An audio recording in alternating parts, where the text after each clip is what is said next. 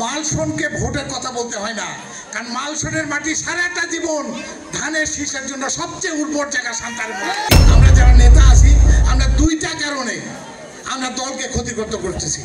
আমি এমপি হব, আমি মেয়র হব, আমি দলের সভাপতি হব।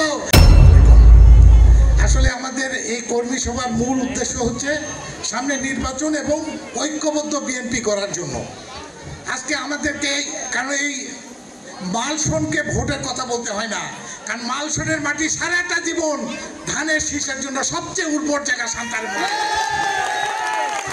আমরা উদাহরণ যদি দেই, গত পৌরসভা নির্বাচনে মালসনের ভোট যদি ওইভাবে না পড়তো, আমরা মেয়র পাইতাম না। মালসনের রেজাল্ট আসার পরে গোটা আওয়ামী লীগ ঘরের মধ্যে ঢুকেছিল। ওই রাত্রে এত অত্যাচার নির্যাতনের পরেও মালসনের লোককে বিএনপি ধানের শীষের বা পৌর মেয়রের ধানের শীষের পক্ষের মেয়রকে ভোট দেওয়া থেকে বিরত রাখতে পারেনি। সেই কারণে আর আগামী দিনে তো এত শক্তিশালী কেউ নাই যে আর মালসনের লোককে, মালসনের মানুষকে ধানের শীষের ভোট থেকে বিরত রাখতে পারে। এটা আমরা কেউ বিশ্বাস করি না সান্তানের মানুষ। এটা ঠিক। তবে হ্যাঁ, আমাদের নেতা যারা যারা নেতা আছি, আমরা দুইটা কারণে আমরা দলকে ক্ষতিগ্রস্ত করতেছি। এক হলো বিভক্ত করার চেষ্টা করতেছি। এক হলো দলের আদর্শ থেকে সরে গিয়ে, আমাদের শহীদ প্রেসিডেন্ট জিয়াউর রহমানের আদর্শ থেকে সরে গিয়ে দলকে আমরা নিজের জন্য যখন আমি ব্যবহার করার চেষ্টা করতেছি। আমি এমপি হব, আমি মেয়র হব, আমি দলের সভাপতি হব, আমি হব এই করতে গিয়ে আমরা দলকে বিভক্ত সৃষ্টি করতেছি। আমরা চাচ্ছি যে আমাদের কিছু লোক দলের দরকার নাই, যে লোকটা দলের জন্য নিবন্ধিত তার দরকার নাই। দরকার কি? আমার শক্তি বৃদ্ধির জন্য। এটা শহীদ প্রেসিডেন্ট জিয়াউর রহমানের আদর্শ না, এটা বিএনপির আদর্শ হইতে পারে না। অতএব এই জায়গা থেকে আমাদের সরে আসতে হবে।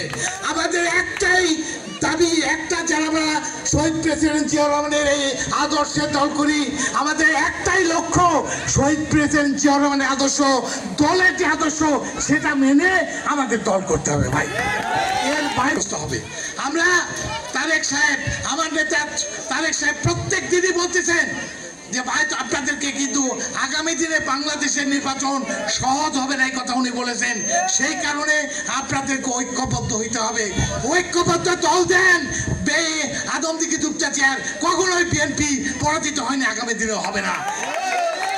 বিগত দিনে এই এলাকার, অর্থাৎ মালসনের মানুষ ধানের শীষে যে ভোট, যে পরিমাণ বা যে পার্সেন্টেজ ভোট দিয়েছে, আগামী দিনে যদি আপনারা না দিতে পারেন, আজকে যারা নেতা কর্মী, আপনাদের কেমন লাগবে? খুবই কষ্ট লাগবে, অপমান হতে হবে। তাই আমি উদাত্ত আহ্বান জানাবো, আমি যে কোনো ত্যাগ স্বীকার করতে রাজি আছি। আদমদিঘি দুপচাচিয়া, বিশেষ করে মালসন শুরু করতে চাই ঐক্যবদ্ধ বিএনপি, ঐক্যবদ্ধ যুবদল, প্রত্যেকটা দলকে ঐক্যবদ্ধ করার জন্য যে কোনো ত্যাগ স্বীকার করতে আমি রাজি আছি ইনশাল্লাহ। তাই ঐক্যবদ্ধ হন। এই কথা বলার জন্য আমার এখানে এসেছি, কারণ মালসনের মানুষকে ভোটের কথা বলতে হবে এটা আমি বিশ্বাস করি না, এটা একটা আলাদা জায়গা। যাই হোক, আজকে এই মিটিংয়ের মাধ্যমে, এবং যেহেতু সবচেয়ে বেশি ভোট আপনারা দিয়েছিলেন, আপনাদের দায়িত্ব সান্তানের মধ্যে প্রথম যদি আপনারা গোটা এলাকাকে, গোটা ওয়ার্ডের সমস্ত বিএনপি, যুবদল, ছাত্রদল, স্বেচ্ছাসেবক দল সহ অঙ্গ সহযোগী সংগঠনের সমন্বয় নেতৃবৃন্দকে ঐক্যবদ্ধ করতে পারেন, তাহলে কিন্তু আপনাদের জন্য কি হবে, আপনাদের খুব ভালো লাগবে। এই কারণে যে পরে কি হবে, কে নমিনেশন পাবে, এদিকে তাকানোর দরকার নাই, আমার দল ঐক্যবদ্ধ হওয়ার দরকার। এটা হলো কথা।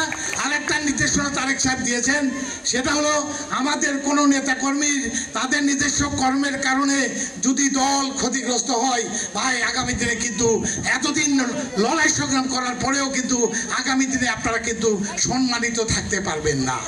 যারা অন্যায় করবেন, তাদের কর্মের কারণে দল ক্ষতিগ্রস্ত হবে, তারা কিন্তু তারেক সাহেব বলেছেন তাদেরকে দলে রাখতে পারবেন না, স্পষ্ট বলেছেন।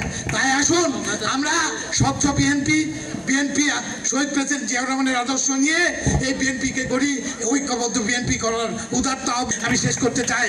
খোদা হাফেজ। বাংলাদেশ জিন্দাবাদ, শহীদ অমর হোক, দেশ নেত্রী খালেদা জিয়া জিন্দাবাদ, তারেক রহমান জিন্দাবাদ।